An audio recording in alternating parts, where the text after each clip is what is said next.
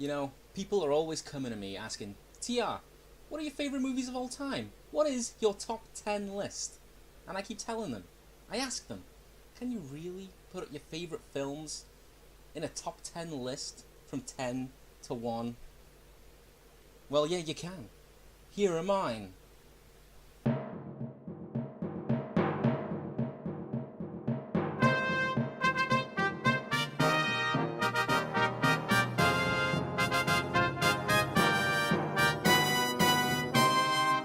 So before I start the list, guys, I just want to say that these movies are all my personal favourites. This is all my opinion.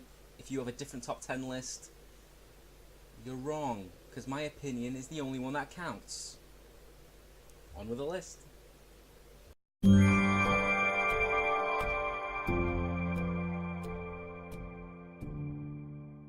Okay, guys, starting the list off at number 10, we have Spirited Away, which, if you're not into anime, watch this. That'll all change. It's my all-time favourite Miyazaki movie.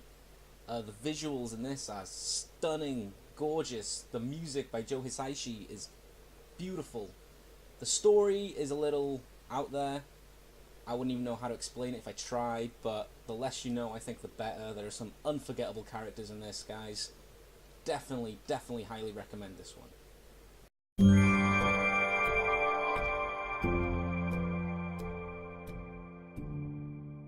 Okay, next on the list, guys, we have Army of Darkness, which is the third movie in the Evil Dead series by Sam Raimi. A very weird film trilogy where the first one's straight up horror, the second one's a remake but done horror comedy, and this one, another horror comedy that sees our hero Ash Williams, played brilliantly by Bruce Campbell, one of the coolest guys to have ever lived. It sees him thrown back into the Dark Ages, where he's got to fight all kinds of evil with his chainsaw hand and his boomstick. It's hilarious. I've seen it 1,000 times. I've laughed every single time. I'll see it 1,000 more. The practical effects in this are stunning. Still hold up today. If you haven't seen it, guys, check it out.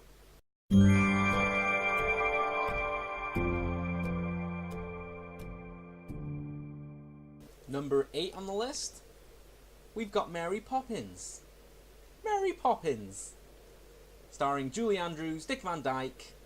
I don't need to tell you what this one's about, because you've already seen it. It's Mary Poppins. A lot of my friends make fun of me. Oh my god, Mary Poppins is one of your favourite films? I'm joking. I don't have friends. Alexa, how do I make friends? Sorry, I don't know that. It's hopeless. And the music, it's so iconic. Everybody knows every song in this movie. The dance numbers, so grand. Just so much energy put into it. You just can't help get swept away by it all. And this movie can pack quite an emotional punch.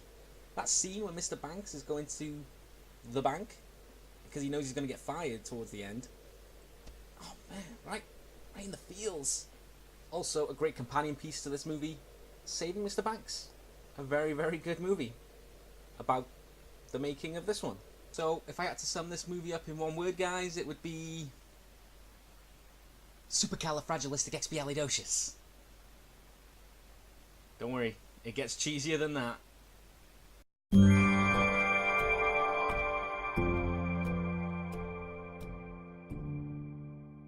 When I think of adventure movies, my mind goes to one franchise, and one movie in that franchise in particular, and that is Indiana Jones, Raiders of the Lost Ark. I grew up with these movies. I wanted to be Indy when I was growing up. And I think the main appeal of Indiana Jones is he's such a flawed hero. In that, you remember that scene in Raiders where the guy is swinging his sword around trying to intimidate Indy? Any other hero would try and make it a fair fight, try and get a sword out. Not Indy. Pulls a gun, shoots the guy dead. And another appealing thing is, unlike other action heroes, where they can walk into a burning building and just come out completely unscathed and unharmed. Indy in this gets his ass kicked, and you feel bad for the guy. He's in a lot of pain in a lot of these scenes, but it makes you root for him all the more, you know, when he comes out on top eventually, because the entire movie, all the odds are stacked against him. I don't think this movie could have worked with anyone other than Harrison Ford playing Indiana Jones. You know, he, off the back of Han Solo, who'd have thought he'd have played another iconic character as Han Solo, but he did, and it's Indiana Jones. Guys, it's pure adventure at its best, and it's just so much fun. And the rest of the series, pretty good too. Except for number 4.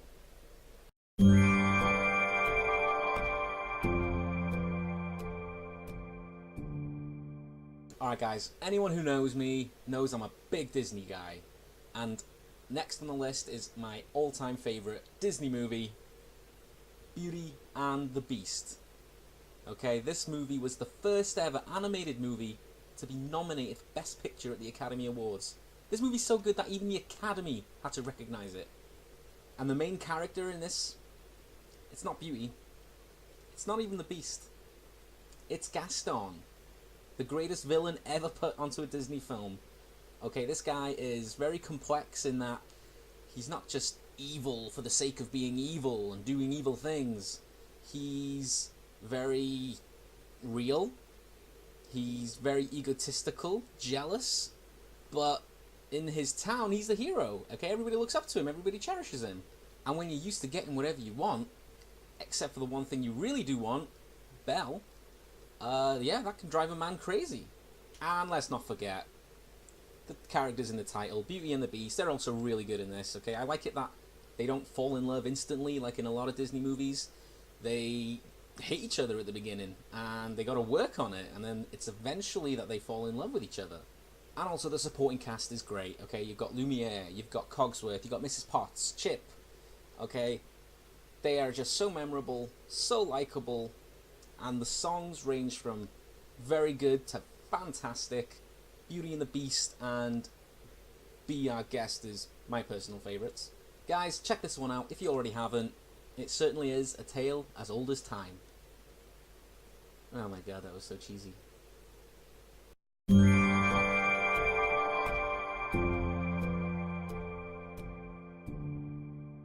The next movie is very different. It is RoboCop, the 1987 original RoboCop, not the remake. Like, if there's one movie you don't need to remake, it's fucking RoboCop. This is a very brutal movie, but I mean that in the very best way possible. Okay, it's very dark and gritty, but it mixes it with satire of American consumerism, and it balances these two things so well. And some of the lines in this I will remember till the day I die, okay? Can you fly, Bobby? I'd buy that for $1. Bitches, leave. Dead or alive, you're coming with me. The story, very simple premise. A cop, while on duty, is killed by a gang. He is then brought back to life as the RoboCop, and then eventually just starts hunting down the people that killed him. Very simple, but executed perfectly. I watched this movie so many times growing up, guys, that I probably shouldn't have, because it's definitely not for kids, but it's just so awesome, and that's why it's number 5 on my list.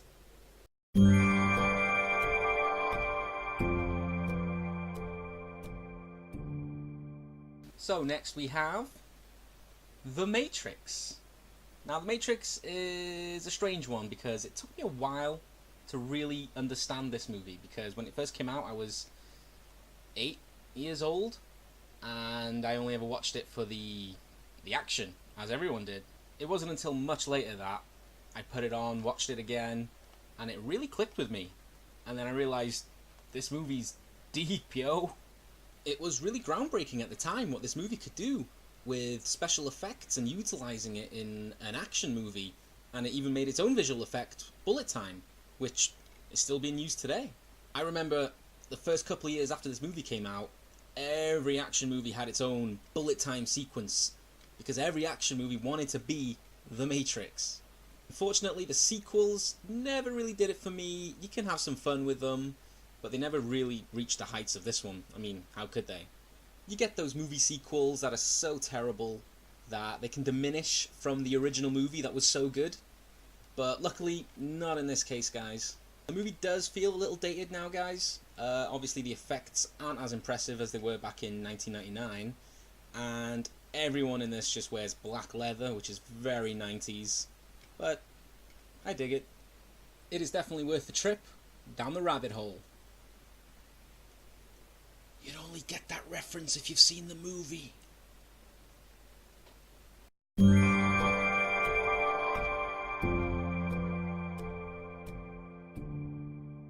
So we've made it to the top 3, guys, the creme de la creme.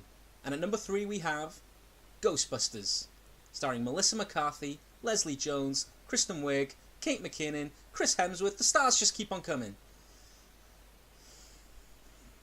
I can't do it. I can't do this joke. Of course it wasn't that movie.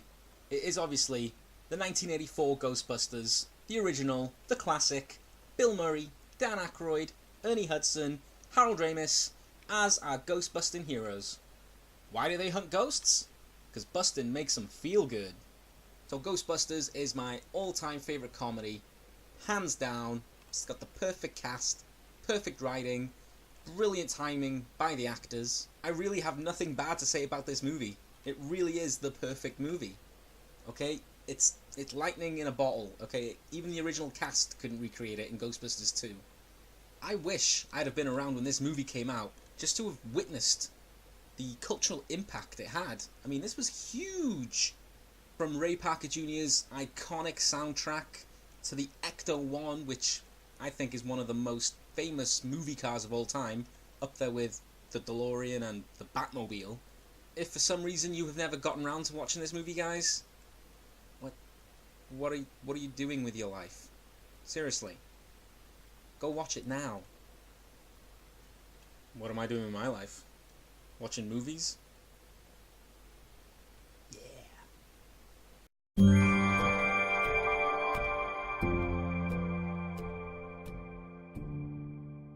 Okay, so for this one, I guess I'm cheating a little because it's technically 3 movies, but I always see it as one. I can never just throw on the second in the trilogy. I've got to start from the beginning, and when I start it, I have to watch it all the way through to the end because it's one story, and that is The Lord of the Rings. Specifically, the extended editions of Lord of the Rings. And of all the movies I have on this list, this is probably the one I've seen the least amount of times. Only for the reason I said earlier, like, when I start watching Fellowship, I can't stop there. I gotta go put on Two Towers, I gotta go put on The Return of the King, and it takes up an entire day. I gotta do it in a sitting, 2 the most. But every time I do watch it, when the credits roll after I've just seen Return of the King, I ask, why don't I watch this more often? It is amazing. This is high epic fantasy at its very best, and it really makes you feel like you're in Middle-earth and you don't want to leave. Until you put on the Hobbit movies. And I'm like, get me the hell out of here. How Peter Jackson was able to pull this off, I will never know. It's an extraordinary feat. Everything in this movie is just so epic, from the locations we visit, all the way through to like the big battle scenes. Special shout out to the cinematographer, Andrew Lesney, to making this movie look as beautiful as it does. I could make an entire video just talking about this movie trilogy, but this video is already going on long enough, and I need to get to number 1, so maybe next time.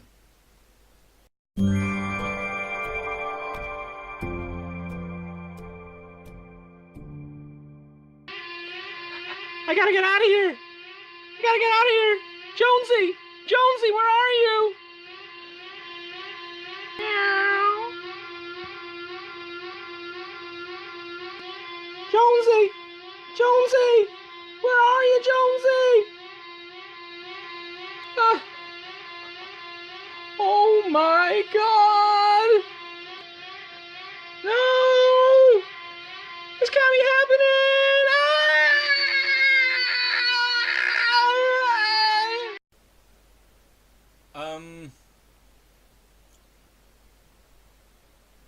Well, that was shit. In space, no one can hear you scream. But you guessed it, guys. My number one movie of all time is Ridley Scott's 1979 Alien. For me, I've seen this movie so many times that it's one of those that I could just throw on, shut my eyes, and I can just play the movie out of my head, you know? I just know every single scene so well. I mean, everybody's got one of those movies, right? No? Just me? Okay. Alien stars Sigourney Weaver, who plays Ellen Ripley, the most badass female movie character of all time. Yeah, you heard me, Sarah Connor.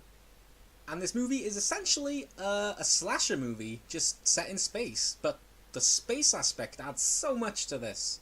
It just adds so much claustrophobia, being stuck up there with this alien, whose design by H.R. Geiger is incredible. Incredible creature design. And the aesthetics in this movie, it's the 1970s version of what the future's gonna be. I love that style. And unlike other horror movies where the side characters are just there to be killed off, in this, they feel like real people. They're all really well developed. And the tension is built up so well in this movie. I mean, the alien doesn't even show up until the second half of the movie. But even the first half, it grips you, you know? You're on the edge of your seat because at any moment, you know, anything could just happen. And you know, a wise old man once told me, there are two types of people in this world.